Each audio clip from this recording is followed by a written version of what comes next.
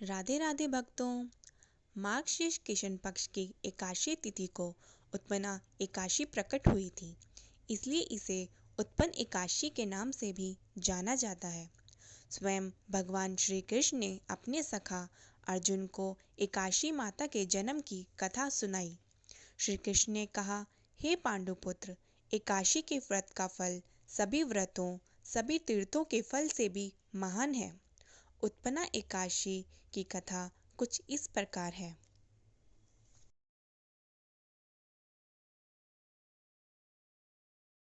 सतयुग में एक राक्षस था मुर। उसके पराक्रम के आगे इंद्रदेव, वायुदेव, अग्निदेव कोई भी टिक नहीं पाता था।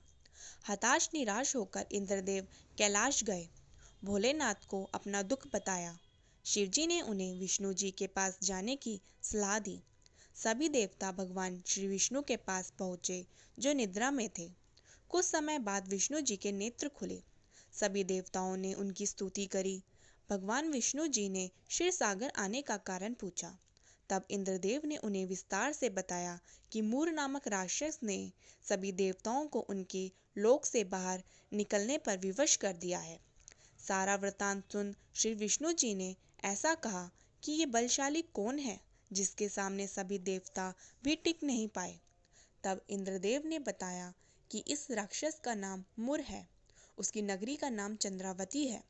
उसने अपने बल से सभी देवताओं को हरा दिया है और उनका कार्य स्वयं करने लगा। यह सुनने के बाद विष्णु जी ने इंद्रदेव को आश्वासन दिया कि वह उन्हें इस विपत्ति से अवश्य निकालेंगे। विष्णु जी मूल राक्षस से युद्ध करने उसकी नगरी चंद्रावती गए। दोनों के बीच कई वर्षों तक युद्ध चला।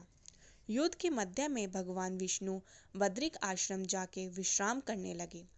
मूर भी उनके पीछे गुफा में घुसा और शयन करते भगवान को देख मारने को चला।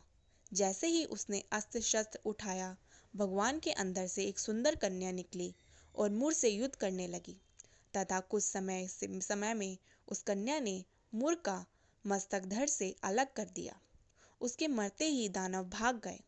भगवान श्री विष्णु जब निद्रा से जागे तो उस असुर को मरा देख घोर आश्चर्य हुआ और वह सोचने लगे कि इस महाबली को किसने मारा होगा।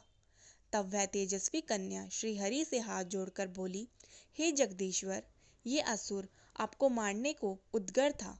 तब मैंने आपके शरीर से उत्पन्न होकर इस असुर का वध किया है।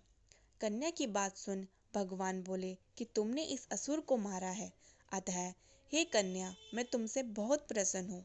इसे मारकर तुमने तीनों लोकों के देवताओं के कष्ट को हरा है, इसलिए तुम अपनी इच्छा अनुसार वरदान मांग लो। मैं तुम्हारी प्रत्येक इच्छा को पूर्ण करूंगा। हे कल्याणी, तुम एकादशी के दिन पैदा हुई हो, इसलिए तुम्हारा नाम भी एकादशी हुआ। और क्योंकि तुम मेरे अंश से उत्पन्न हुई हो, इसलिए तुम संसार में उत्पन्ना एकादशी के नाम से जानी जाओगी। तथा जो मनुष्य इस दिन व्रत करेंगे, उनके समस्त पाप समूह नष्ट हो जाएंगे। इतना कहकर भगवान श्री हरि उस स्थान पर अंतर्ध्यान हो गए। श्री कृष्ण ने कहा, हे पांडुपुत्र, जो एकादशी के व्रत को करता है उसे मैं मोक्ष प्रदान करता हूँ और मनुष्य के जीवन के जो भी कष्ट होते हैं उन्हें मैं दूर करता हूँ।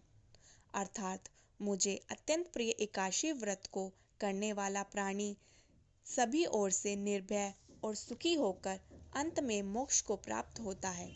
तो हमें भी चिंतामणि एकादशी का व्रत अवश्य करना चाहिए और अधिक से अधिक भगवान का स्मरण व जप कर भक्ति में आगे बढ़ना चाहिए। राधे राधे।